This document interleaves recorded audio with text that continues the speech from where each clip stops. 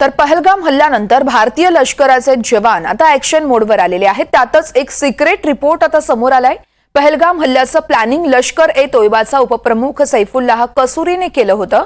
या हल्ल्यासंदर्भात फेब्रुवारीत बैठक झाली होती। सैफुल्लाहनं 5 दहशतवाद्यांना या हल्ल्यासाठी तयार केलं होतं। त्यानंतर मार्चमध्ये हे दहशतवादी भेटले होते। त्यामुळे जम्मू काश्मीरच्या पहलगाम मध्ये झालेल्या दहशतवादी हल्ल्याचं पाकिस्तान कनेक्शन जगासमोर उघड झालंय। पहलगाम हल्ल्याचं प्लॅनिंग फेब्रुवारीपासून सुरू झालं होतं। लष्कर-ए-तोयबाचा सैफुल्लाहच्या आदेशावर हा संपूर्ण कट रचला गेला। दहशतवाद्यांची पहिली बैठक फेब्रुवारीत झाली।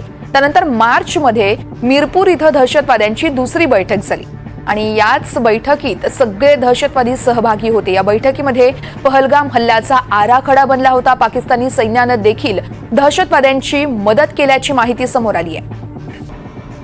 या संदर्भात आमचे प्रतिनिधी राहुल कुलकर्णी आहेत, आपल्याला सविस्तर माहिती देत आहेत। राहुल, आपण पाहतोय सुरुवातीला पाकिस्तानकडून कुठेतरी हात झटकण्यात आले होते, मात्र आता एक दावा केला जातोय ते म्हणजे पाकिस्तान संदर्भात यावेळेस पाकिस्तानमधील जे काही दहशतवादी आहेत त्यांच्यासोबत बैठक झाली आणि अर्थातच ही बैठक फेब्रुवारीमध्ये झाल्याचं देखील कळतंय। नेमकं किती तथ्य आहे या माहितीमध्ये?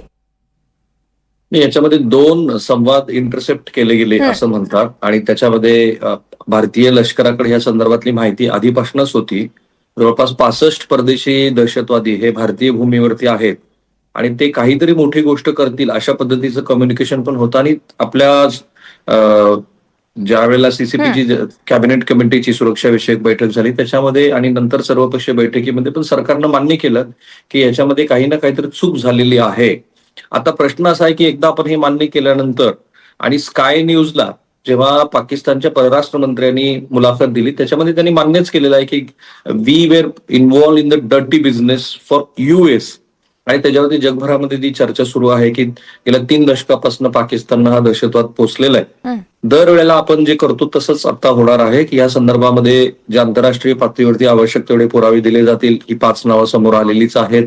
पाकिस्तानच्या परराष्ट्र मंत्र्यांनी स्वतः मान्य केलेलं असल्यामुळं आता इथून पुढे ह्या संदर्भात आंतरराष्ट्रीय संस्था ज्या ज्या काही मागतील त्या संदर्भात ते पुरावे दिले जातील। प्रश्न असा आहे की आता जेव्हा ही आपल्या सुरक्षा यंत्रणेची चूक आहे ती आपल्याला आता लक्षात आलेली आहे, तर ह्या चुकीला कोण जबाबदार आहे ह्या संदर्भात जे प्रश्न विचारले जातात त्याबद्दलची भारत सरकारची भूमिका काय? दुसरीकडे आता जेव्हा दहशतवाद्याला पाकिस्तान पुरस्कृत पाठिंबा आहे हे स्वतःच परराष्ट्र मंत्र्यांनी मान्य केल्यानंतर आता जो आपण सिंधू करार पाण्याचा थांबवलेला आहे त्या संदर्भात ही सगळी माहिती भारताला किती महत्वाची आणि उपयोगी ठरू शकते ह्यावरती आता आपल्याला वेगळ्या पद्धतीचं प्लॅनिंग करायला लागेल।